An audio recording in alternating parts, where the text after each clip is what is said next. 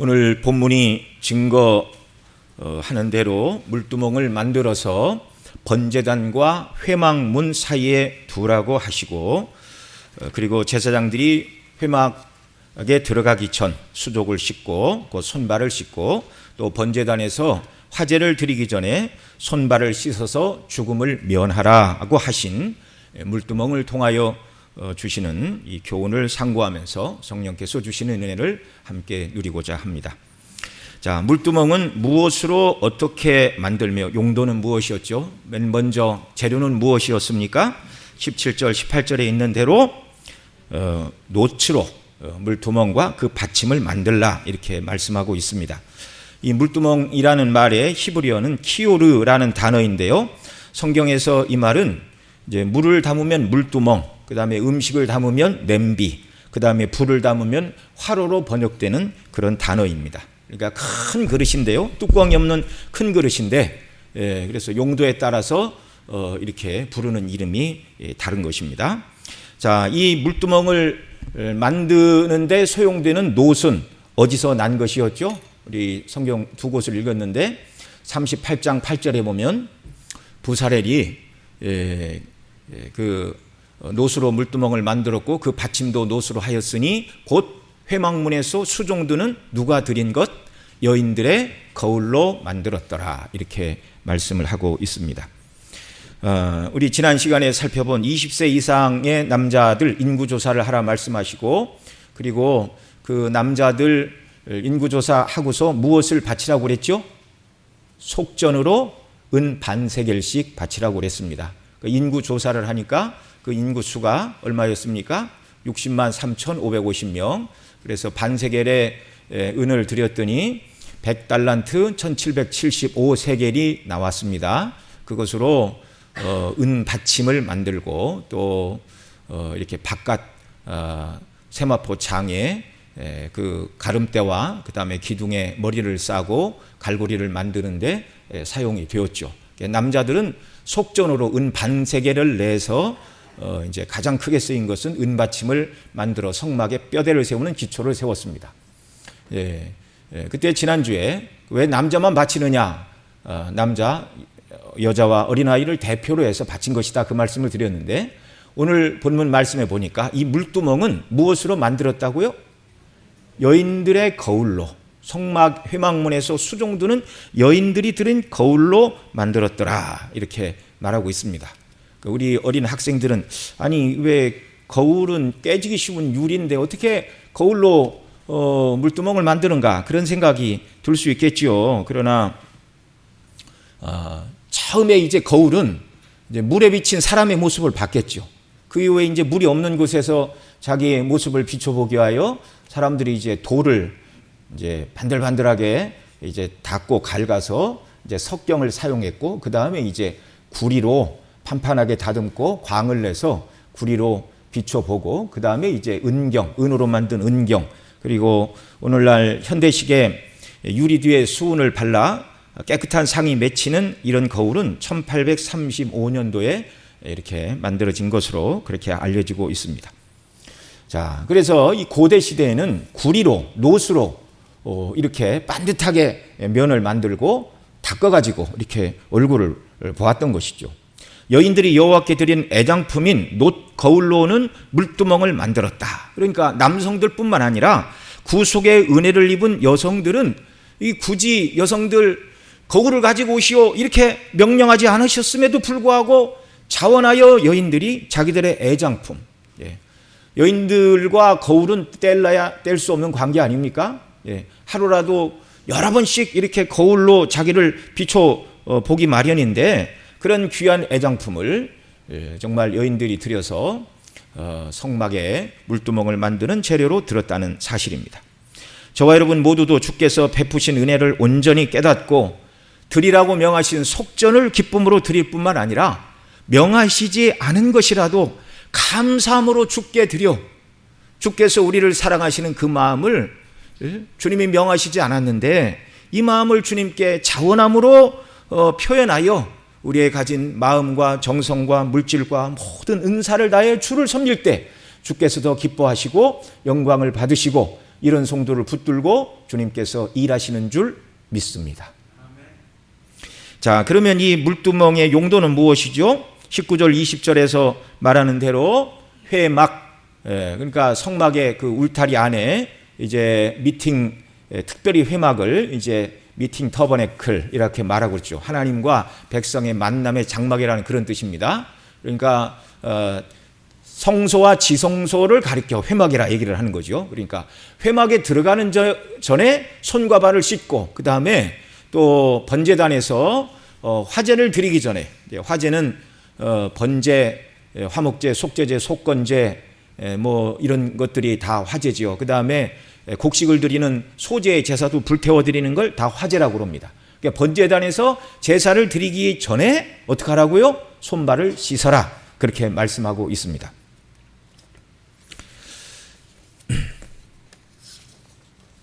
만일 씻지 않고 번제단 위에서 화제를 드리거나 또 만일 씻지 않고 회막문 안에 들어가면 어떻게 된다고요? 죽는다고요. 20절에도 그들이 회막에 들어갈 때 물로 씻어 죽기를 면할 것이요, 21절에서도 이와 같이 그들이 수족을 씻어 죽기를 면할지니 이는 그와 그 자손이 대대로 영원히 지킬 규례니라, 이렇게 말씀하고 있습니다. 네.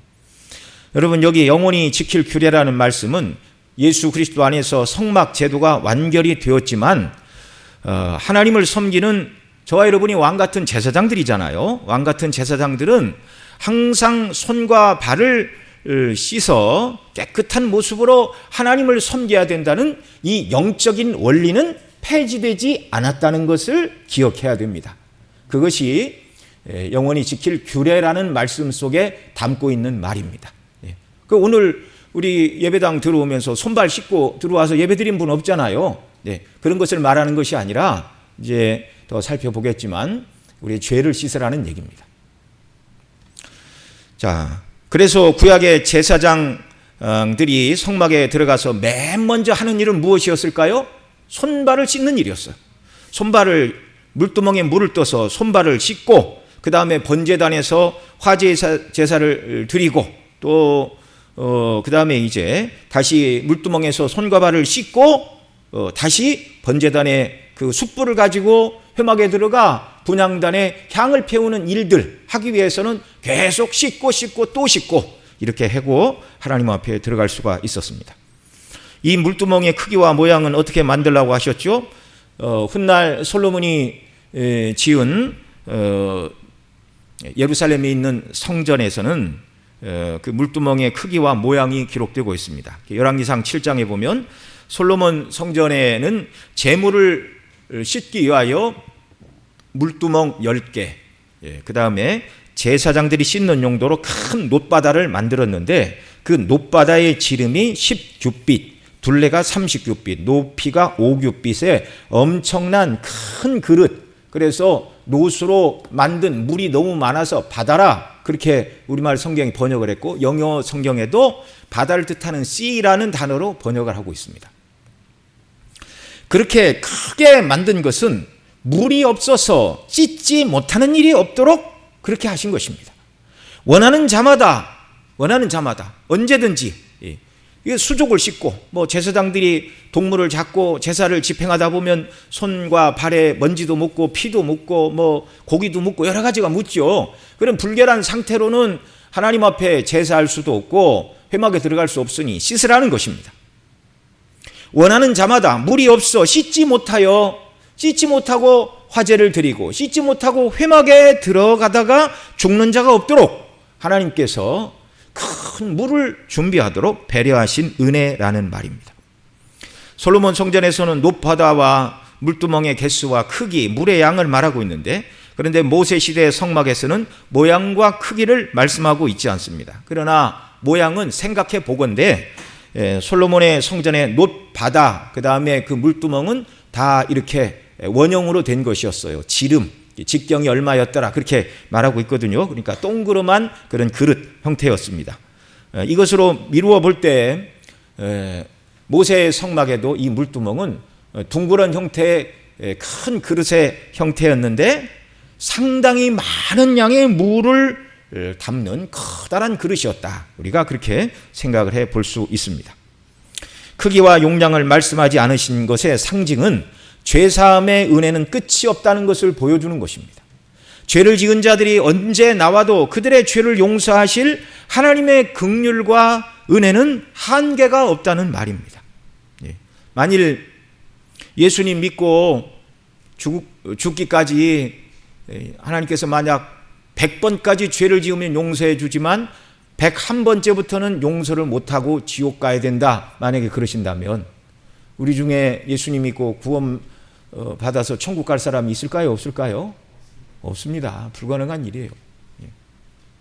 물론 우리의 구원은 칭으로 말미암아 완전히 이루어진 것입니다. 그러나 이제 그렇게 말하지 않는 사람들도 있죠. 알미니안 신학이나 로마교 같은 데서는 자신의 선행이 있어야 구원을 받는다, 이렇게 말하니 정말 난감한 일입니다. 하나님의 은혜의 구원을 사람의 노력으로 받겠다고 바꿔서 가르치니 그건 참으로 안 되는 말이죠. 이 한계가 없는 용량을 말씀하지 않으심으로 이것이 우리가 깨달을 수 있는 것, 주님의 자비는 끝이 없다라는 것입니다. 이따 가서 더 말씀을 드리기로 하고요. 자, 이 물두멍에 관한 말씀은 오늘 우리에게는 그런 어떤 의미가 있는 것이죠. 번제단의 물로 손발을 씻으라는 말은 말씀드린 것처럼 회개하라는 말입니다. 아론과 그 아들들이 번제단에서 제사 드리기 전, 그리고 제사 후 성소에 들어가기 전에 물로 손발을 씻으라는 말씀은 하나님을 섬기는 오늘의 왕같은 제사장들로 부름받은 저와 여러분이 매일 지은 죄가 있다면 회개하고 주님을 섬겨야 한다는 것을 말씀하는 것입니다.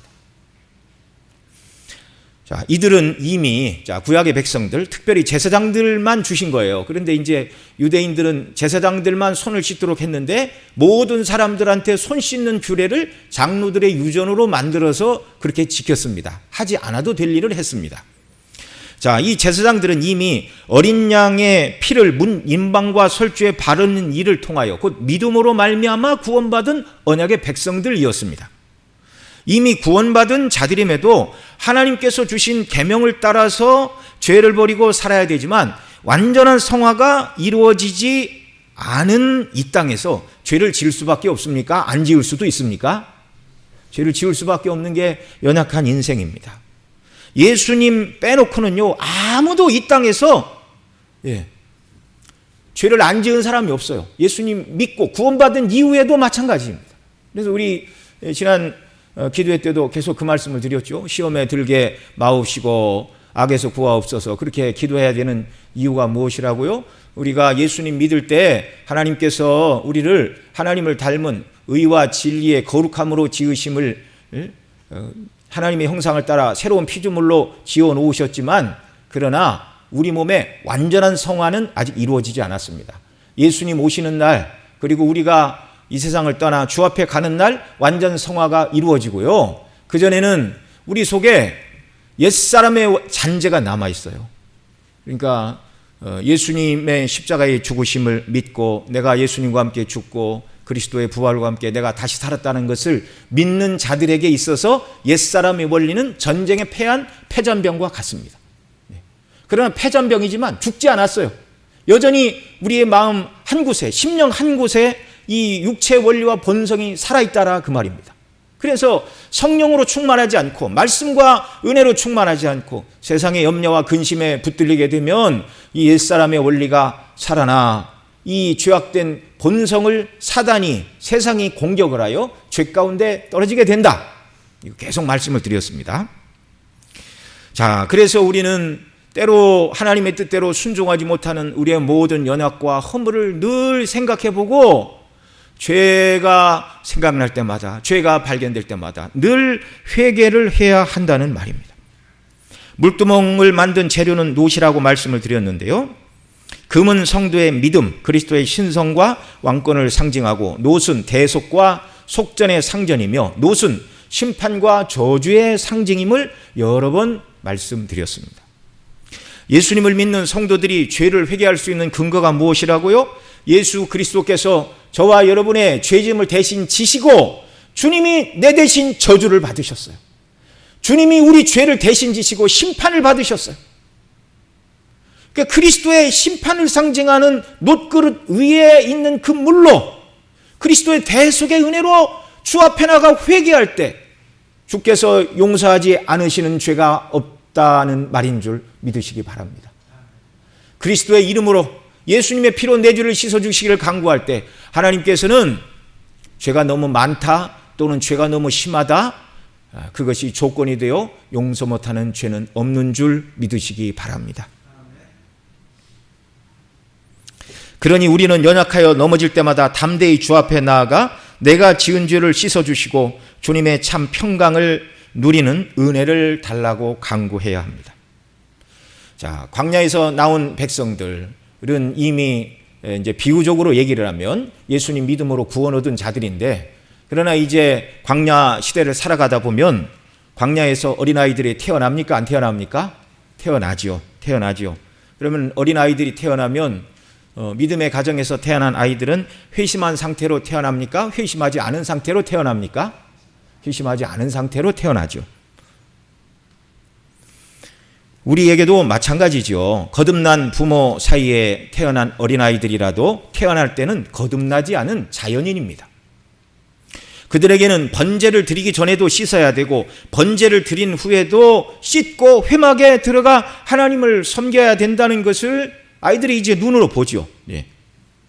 이 말씀은 이제 오늘날의 세례, 곧 물로써 죄를 씻고 거듭나야 한다는 것을 의미하기도 하는 것입니다. 왜 그렇습니까?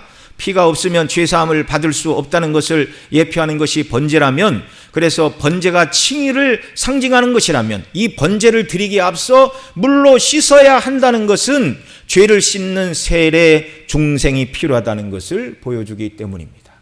거듭난 자를 하나님이 의롭다 하시는 거예요. 아직 회심하지 않으신 분들이 계시다면 성령께서 이 놀라운 대속의 은혜를 깨닫고 예수님을 구주로 믿고 죄사함 받아 하나님의 자녀가 되는 복의 복을 베풀어 주시기를 소원합니다. 여러분, 회심하고 예수님이 나의 구주이고 하나님을 아버지로 부르는 것보다 더 큰 복의 복이 없는 줄 믿으시기 바랍니다. 가장 큰 은혜예요. 가장 큰 은혜. 이렇게 물두멍은 죄를 씻는 중생과 중생한 자들의 회개, 곧 성화의 삶을 살아가면서 하나님을 섬겨야 될 것을 보여주는 말씀입니다. 번제단에서 화제의 제사를 드리기에 앞서 회막에 들어가 하나님을 분향하는 것, 기도하기에 앞서 씻지 않으면 죽게 된다는 것, 하나님은 죄를 가지고 나와 하나님을 예배하고 하나님과 교통하고 하나님을 섬기는 것을 기뻐하지 않으신다는 말씀이에요. 여러분, 나답과 아비후가 다른 불로 분향하려다가 죽은 것처럼 만약에 손발을 씻지 않고 번제단에서 화제를 드리려 했거나 손발을 씻지 않고 회막에 들어가려는 제사장들이 있었다면 그들도 죽었을까요? 안 죽었을까요? 죽었지요. 씻지 않으면 죽는다라고 분명히 경고를 하셨습니다. 그만큼 하나님께서는 거듭난 자녀들이 짓는 죄에 민감하시고 얼른 회개하고 하나님과의 관계를 회복하고 하나님을 예배하고 그 다음에 삶 속에서 주의 영광을 위하여 살아가는 자녀들이 되기를 원하신다는 사실을 마음에 새기시기 바랍니다.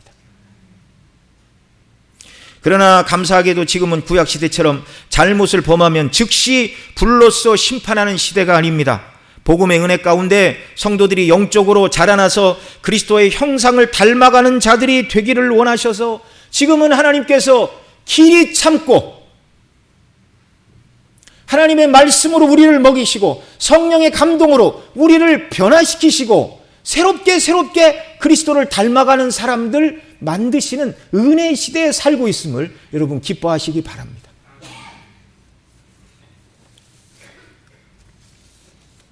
우리가 지옥 가지 않기 위해서 회개하는 것이 아닙니다. 이미 예수님의 대속의 은혜를 믿는 자들에게 칭의의 구원을 베풀어 주셨습니다.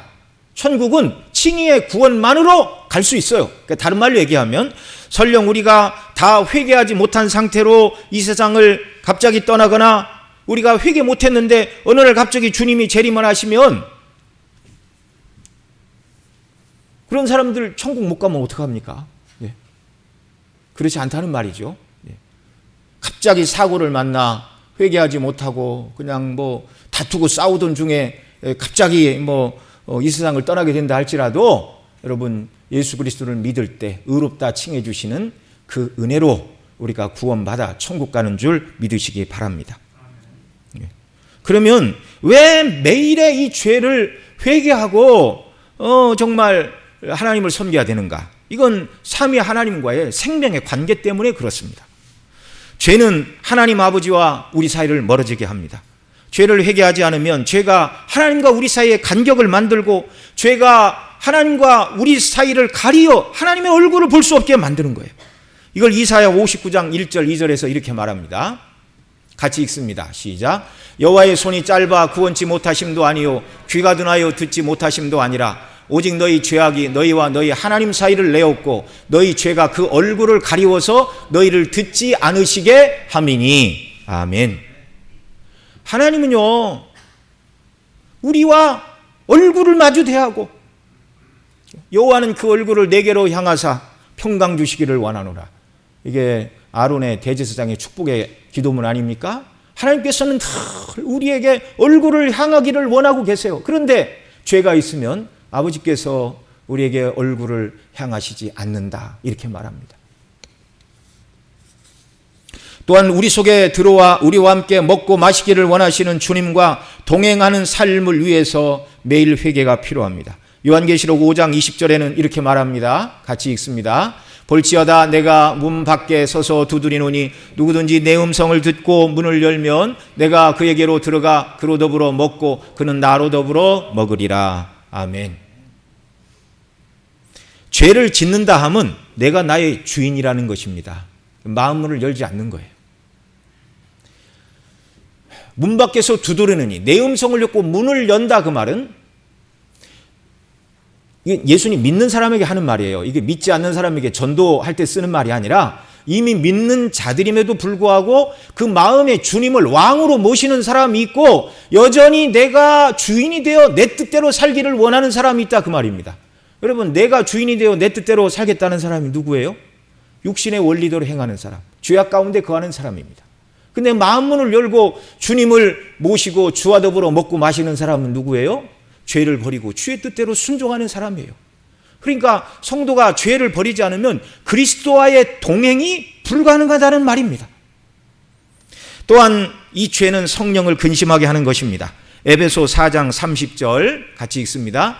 하나님의 성령을 근심하게 하지 말라. 그 안에서 너희가 구속의 날까지 인치심을 받았느니라. 자, 하나님의 성령을 근심하게 하는 행위가 무엇이죠? 31절 너희는 모든 악독과 노함과 분냄과 떠드는 것과 회방하는 모든 악의와 함께 버리고. 바로 죄입니다. 성도가 죄 가운데 거할 때 성령께서 근심하십니다. 주님이 우리와 우리 심령에 거하실 수가 없고 하나님 아버지께서 그 얼굴을 우리에게 비추실 수 없다라는 말입니다. 여러분 자녀가 이렇게 학교 갔다 집에 왔는데 부모가 있는데도 문 열고 들어온 애들한테 눈길도 안 줘요. 다녀왔습니다. 그러는데 그냥 엄마 아버지 TV를 보든지 그냥 자기 일을 하든지 그러면 애가 공기가 좀 싸늘하다 그러죠. 엄마 아빠가 싸우셨나? 왜 저러지? 근데 엄마 아빠는 사이가 좋아요. 그런데 자기한테 관심을 안 준다고 생각을 해보세요. 며칠만 그러면 이 아이는 집을 나갈까 말까 고민할 겁니다. 여러분 우리가 하나님의 자녀라는 사실을 어떻게 확인해야 돼요? 날마다 하나님과 생명의 교제 속에서 하나님이 나의 아버지시고 내가 그분의 아들이고 주님이 나의 구주이시고 성령이 내 속에 내주하고 있음을 확신하며 누리는 것이 하나님의 백성인 줄 믿으시기 바랍니다. 이 신앙생활은요 하나님과 생명의 관계예요. 사랑의 관계예요. 이걸 잃어버리고 늘 죄 가운데 마음이 컬컬한 상태로 살아가는 건 이건 성도들에게 있어서 가장 나쁜 심령의 상태입니다. 재난입니다. 재난. 이건 마치 정말 가정에 있는 자녀들이 부모와 하루 종일 지나가도 말하지 않고 그냥 알아서 밥 챙겨 먹고 잠자고 나가고 여러분 이건 가정이 아니잖아요. 하나님의 자녀인 저와 여러분 예수님을 구주요 목자요 남편으로 섬기는 저와 여러분, 성령이 날마다 우리와 함께 내주하시고 동행하시는데 이 죄로 말미암아 삼위 하나님과의 관계가 어그러진 상태에서 세상을 살아가는 건 성도에게 있어서 너무나 큰 손해요, 하나님이 기뻐하지 않는 일임을 믿으시기 바랍니다. 그래서 우리가 늘 회개를 해야 돼요.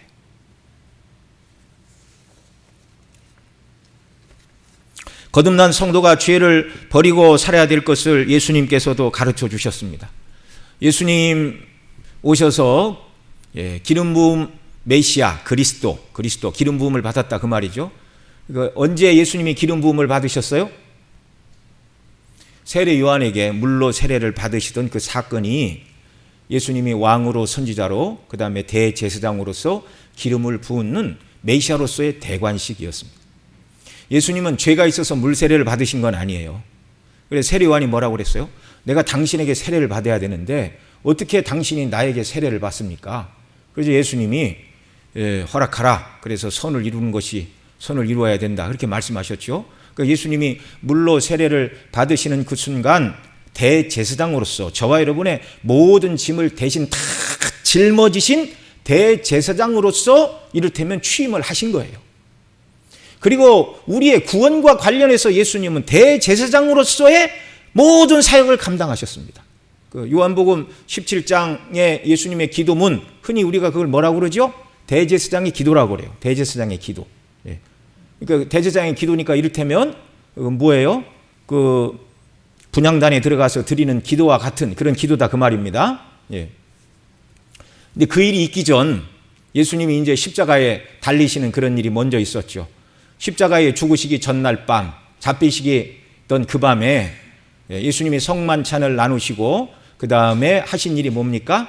대야에 물을 떠다가 허리에 수건을 두르시고 제자들의 발을 씻기셨어요. 이게 요한복음 13장의 말씀인데, 그리고 베드로 차례가 되었습니다. 이때 베드로는 감히 주와 선생 곧 제자들의 존경의 대상이신 선생님, 유대 말로 랍비, 존경받는 분이죠. 당시 제자들은요, 랍비처럼 되는 게 소원이었어요. 존경의 대상이었어요. 그러니까 제자가 랍비의 발을 씻는 건 너무나 당연한 것입니다. 랍비가, 당시 랍비들이 제자의 발을 씻어준 경우가 있었을까요? 없었을까요? 없었어요. 그래서 베드로가 펄쩍 뛰는 것입니다. 랍비께서 어떻게 내 발을 씻으실 수 있다는 말입니까? 제자인 제가 예수님의 발을 씻겨 드려야지 어떻게 선생님께서 제자인 내 발을 씻으십니까? 이런 일은 불가합니다. 그때 예수님이 뭐라고 그러셨어요? 내가 너를 씻기지 않으면 너와 상관이 없다. 그러자 베드로가 깜짝 놀라 내 발뿐만 아니라 손과 머리도 씻겨 주옵소서. 이때 주님이 뭐라고 그러셨어요? 이미 목욕한 자는 발밖에 씻을 필요가 없느니라. 온몸이 깨끗하니라. 그러나 너희가 깨끗하나 다는 아니니라. 그렇게 우리 주님 말씀해 주셨어요. 여기 말씀하신 이미 목욕한 자라는 말은 거듭난 자들을 말하는 것입니다. 예수님을 믿음으로 제자들이 거듭났지만 길을 가다가 그들은 샌들을 신고 다녔습니다. 흙먼지가 발에 묻는 것처럼 거듭난 성도들이라도 세상을 살다 보면 죄를 짓게 된다는 것입니다. 그런 사람은 이미 목욕을 한 자, 거듭나 중생한 사람이지만 그들이 짓는 매일의 죄를 매일같이 발을 씻어서 더러움을 제거하듯이 그들에게 있는 중생한 성도들이 짓는 모든 죄를 매일같이 회개하고 씻어야 된다는 걸 예수님이 상징적으로 보여주신 사건이었어요. 주님 말씀하셨죠? 너희가 목욕한 자라서 발만 씻으면 되는데 다는 아니니라. 제자들 중에 목욕하지 않은 자, 곧 회심하지 않은 자가 있다고 경고하셨습니다. 그 사람이 누구입니까? 가룟 유다. 2절에 말씀하는 예수님을 돈 받고 팔고자 하는 가룟 유다. 그는 목욕하지 않은 자, 회심하지 못한 자였습니다. 그러나 회심한 성도는 이미 의롭다 하심을 받아 하나님의 자녀 천국 백성이 되었지만 연약하여 짓는 그 모든 죄를 날마다 회개하고 예수님의 피로 그 죄를 씻어야 한다는 말입니다.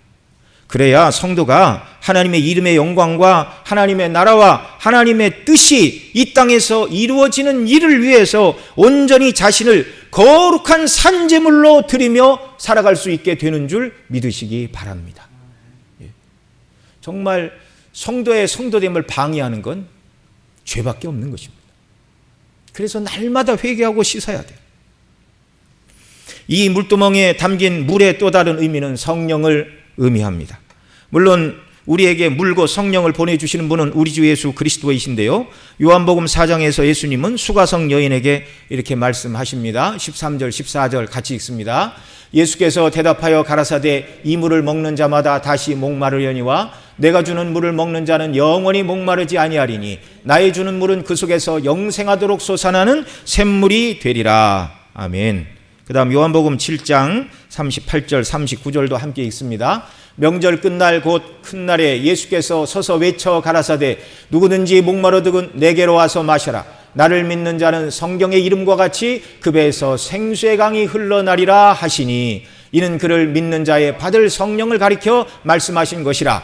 예수께서 아직 영광을 받지 못하신 고로 성령이 아직 저희에게 계시지 아니하시더라. 아멘. 예수님이 주시고자 하시는 생수는 성령과 그 은혜를 가리키는 것입니다. 성령께서는 오셔서 오순절 이후에 성령이 오셔서 그리스도의 복음의 영광으로 저와 여러분을 충만케 하십니다. 또 그 복음의 영광으로 충만케 하신 예수 그리스도를 우리에게 비추어 주셔서 이 그리스도를 믿는 믿음에 합한 사람이 되어야 한다고 죄 가운데 있는 자들을 회개케 하십니다. 요한복음 16장 8절로 11절 또 같이 읽습니다. 그가 와서 죄에 대하여 의에 대하여 심판에 대하여 세상을 책망하시리라.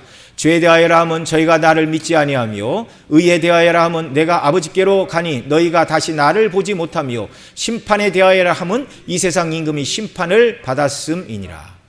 성령이 오셔서 죄에 대하여 의에 대하여 심판에 대하여 책망하신다, 이렇게 말씀하고 있습니다. 더더욱 주의 성령께서 우리를 가르치시사 죄와 악함을 회개하고 하나님의 뜻대로 순종하는 은혜를 달라고 간구해야 하겠습니다. 또한 성경에서 물은 하나님의 말씀을 상징합니다. 우리 심령에 생수의 강이 흘러나게 하시고 또 영원히 목마르지 않는 물을 주시는 성령께서 우리를 거룩하게 하시는 방편으로 성령의 검, 곧 하나님의 말씀을 사용하시는데 성경에서 이 하나님의 말씀을 물로 비유하고 있습니다.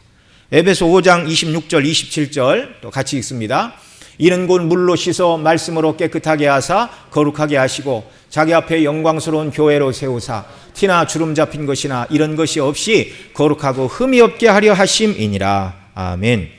물로 씻어 말씀으로 깨끗하게 하사, 그러니까 물이 씻듯이 말씀이 깨끗하게 한다. 그러니까 여기 말씀과 물을 동격으로 놓고 씻는 것과 깨끗한 것을 동격으로 놓고 말하고 있는 거예요. 말씀이 뭐라고요? 물이라고요. 물이 씻듯 말씀이 우리를 깨끗하게 하는 것이다. 성령께서 사용하시는 무기인 성령의 검, 곧 하나님의 말씀으로 날마다 우리를 가르치시고 이 말씀으로 우리를 수술하시고 깨닫게 하시고 새롭게 하심으로 말미암아 하나님의 말씀으로 성도가 죄를 버리고 깨끗하게 되어 어떻게 된다고요? 자기 앞에 영광스러운 교회로 세우사 티나 주름 잡힌 것이나 이런 것이 없이 거룩하고 흠이 없게 만드시는 것이 하나님의 말씀이라고 말하고 있습니다. 이것이 성경에서 말하는 물의 이미지입니다. 자, 지금까지 말씀드린 물두멍에 담긴 물의 이미지를 여러 가지 말씀을 드렸는데, 첫째는 성경에서 물은 예수님의 대 속에 십자가를 믿음으로 중생을 상징하는 세례를 의미한다, 기억하시고요. 둘째로 이미 믿는 자들의 매일의 죄를 예수님의 피로 씻는 회개를 상징하는 것이다, 기억하시고요. 더 나아가 죄를 책망하시고 우리로 죄를 버리게 하시는 성령님의 거룩하게 하시는 역사를 물이라 이렇게 말하기도 하고요. 그리고 성령께서 사용하시는 성령의 검, 바로 하나님의 말씀이, 우리를 거룩하게 하는 하나님의 말씀이 물이라 이렇게 말씀하고 있습니다. 이것이 물두멍에 담긴 물이 상징하는 중생과 회개와 성화를 이루어 가시는 성령님의 역사와 성령께서 사용하시는 하나님의 말씀의 이미지가 물속에 담겨 있는 것이란 말입니다. 뿐만 아니라 성막의 물두멍에 담긴 물은 하늘 성소의 물을 상징하기도 합니다. 여러 번 반복해서 구약시대 모세를 통하여 말씀하신 이 성막은 하늘 성소의 예표라고 여러 번 말씀을 드렸습니다. 그래서 지성소의 속죄소가 하늘의 여호와 하나님의 보좌를 상징하는 그래서 지성소를 하나님의 지상 집무실이다, 이렇게 바꿔 말할 수가 있는 것입니다. 그래서 성소의 등잔대의 나무는 생명나무를 상징한다, 그렇게 말씀을 드렸습니다. 성막의 물두멍에 담긴 물도 역시 최초의 성전이었던 에덴 동산의 물을 상징하는 것입니다. 창세기 2장 8절로 10절에 보면 이렇게 말합니다. 여호와 하나님이 동방의 에덴의 동산을 창설하시고 그 지으신 사람을 거기 두시고 여호와 하나님이 그 땅에 보기에 아름답고 먹기 좋은 나무가 나게 하시니 동산 가운데는 생명나무와 선악을 알게 하는 나무도 있더라. 강이 에덴에서 발원하고 동산을 적시고 거기서부터 갈라져 네 근원이 되었으니, 바로 에덴, 기쁨의 장소, 하나님이 계신 그곳이고, 그 에덴으로부터 물이 나와 동산을 적시는데 그 동산에 생명나무도 있고 거기에 흐르는 물을 아담과 하와가 먹었죠. 오염되지 않은 그 물. 성전에 물이 있다라는 이 놀라운 사실을요, 에스겔 선지자는 환상 가운데 성전을 보면서 이렇게 말합니다. 에스겔 47장 1절, 7절, 12절 우리 함께 읽습니다. 그가 나를 데리고 전문에 이르시니 전에 전면이 동을 향하였는데 그 문지방 밑에서 물이 나와 동으로 흐르다가 전 우편 제단 남편으로 흘러내리더라. 7절 내가 돌아간즉 강 좌우편에 나무가 심이 많더라. 12절 강 좌우가에는 각종 먹을 실과 나무가 자라서 그 잎이 시들지 아니하며 실과가 끊이지 아니하고 달마다 실과를 맺으리니 그 물이 성소로 말미암아 나옴이라. 그 실과는 먹을 만하고 그 잎사귀는 약재료가 되리라.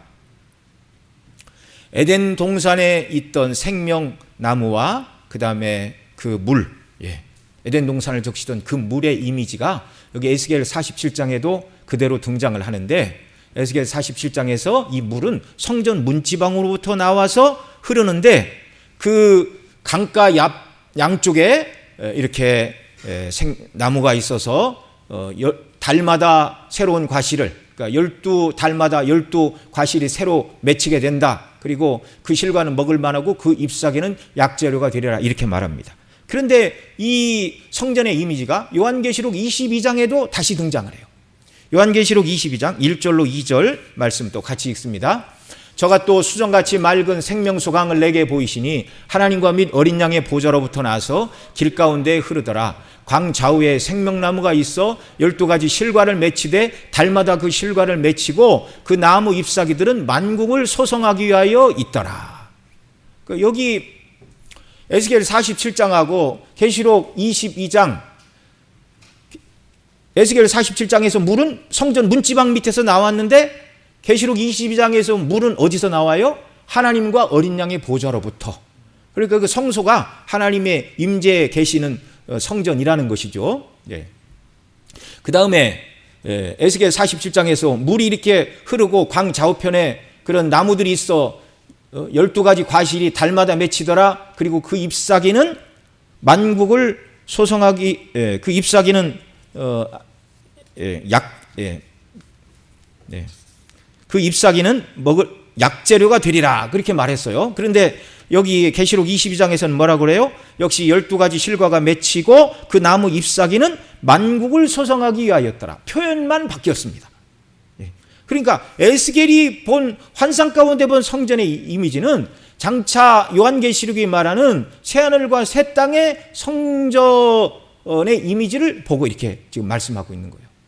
물이 흘러가서 죽은 곳에 죽은 갯벌이 살아나고 복음으로 말미암아 이 땅이 새롭게 되고 하나님 나라가 완성될 것을 상징적으로 보고 말하고 있는 것입니다.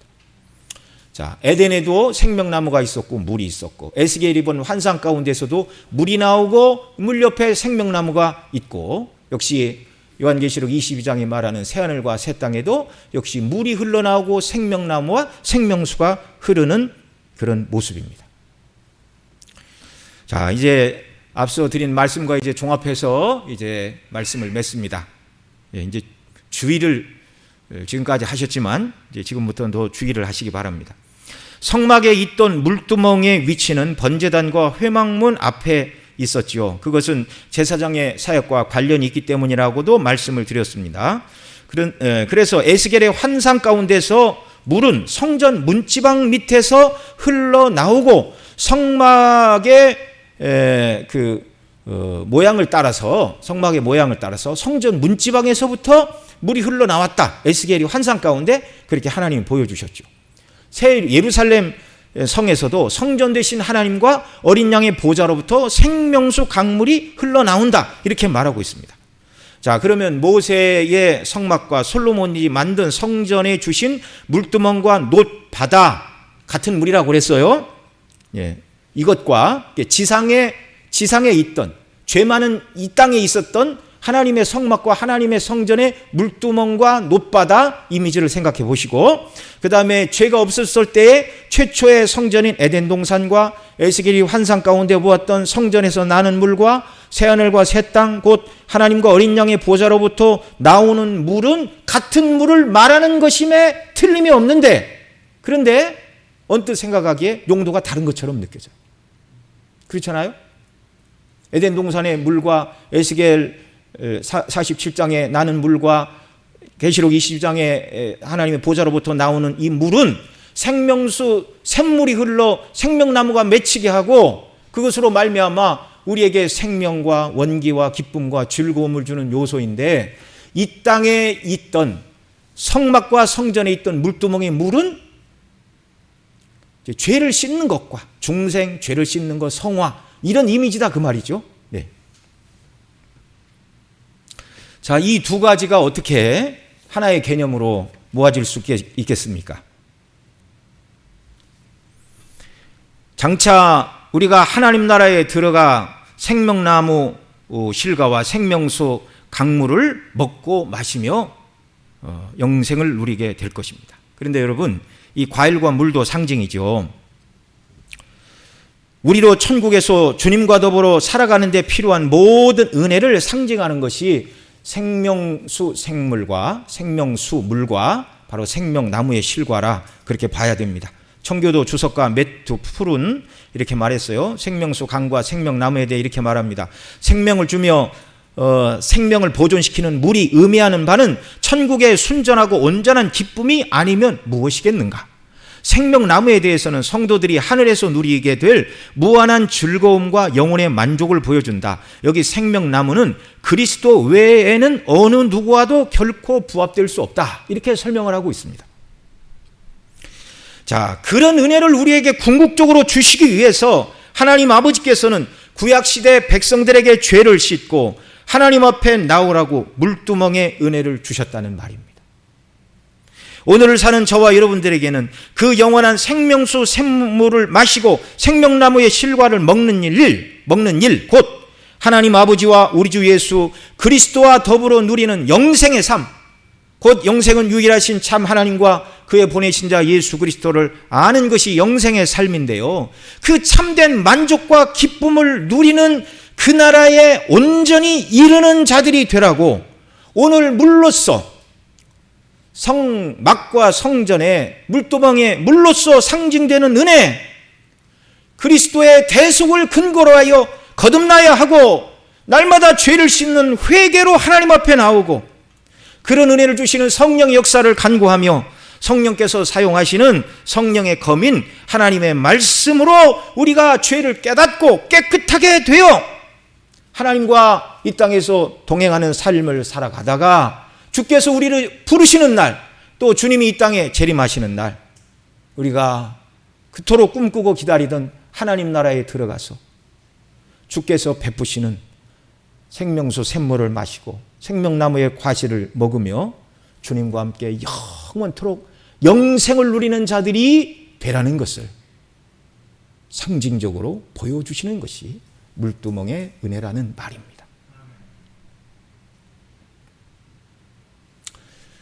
자, 정말 하나님께서 그리스도의 대속을 근거로 우리가 측량할 수 없는 놀라운 은혜를 우리에게 베풀어 주셨습니다. 이 은혜를 생각하며 정말 우리가 날마다 거듭나지 않은 사람이 거듭나는 일을 위해서 그리스도의 대속의 십자가를 믿고 거듭나는 은혜를 달라고 기도해야 되고, 날마다 예수님의 대속의 피를 의지하여 회개하고 주님의 은혜를 간구해야 되고, 또 성령의 감동과 간구하심을 간구하고 죄에서 나를 붙들어 주시기를, 하나님의 말씀으로 늘 새롭게 되기를 위하여 하나님의 말씀에 붙들려 살아가는 저와 여러분 모두가 되시기를 소원합니다. 우리 함께 기도하겠습니다. 우리 다 같이 소리내어 기도하는데요. 기도 제목을 좀 띄워주시기 바랍니다.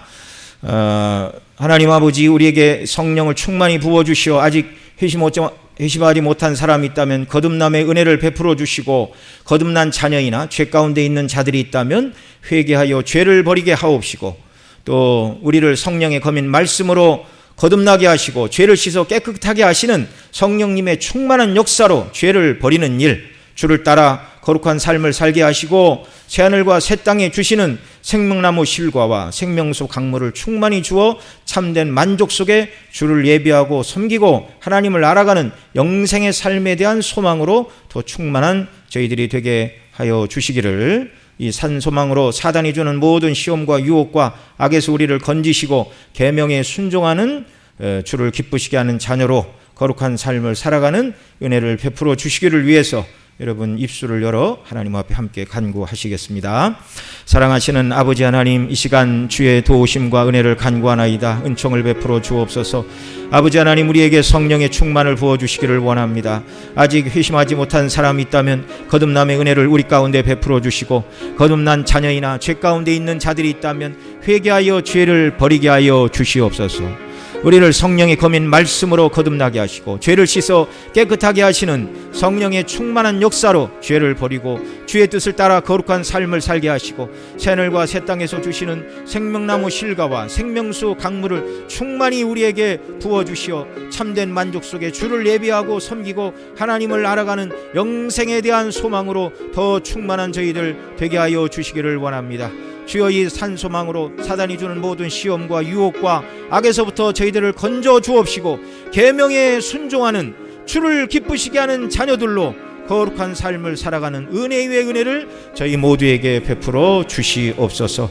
이 모든 말씀 우리 구주 예수님의 이름으로 기도드리옵나이다. 아멘.